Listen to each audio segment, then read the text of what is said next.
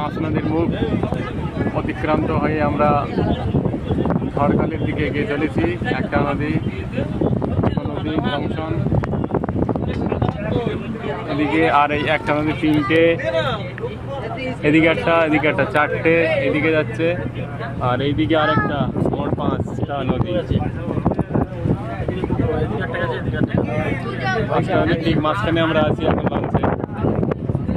দিকে পাঁচটা নদী চলে গিয়েছে, এদিকে একটা, এদিকে একটা, এদিকে লঞ্চ আসছে, পাঁচটা নদীর মুখ। এটা পঞ্চমুখী নামে পরিচিত জায়গাটা। ঠিক এই জায়গায় আমরা এখন দুপুরে লাঞ্চের জন্য ব্যস্ত, লাঞ্চ করা হবে। পঞ্চনদীর মুখে আমরা এখন আছি। হ্যাঁ, সবাই লাঞ্চের জন্য ব্যস্ত হয়ে যাচ্ছে। হ্যাঁ, দুপুরে বিরিয়ানি সহকারে লাঞ্চ।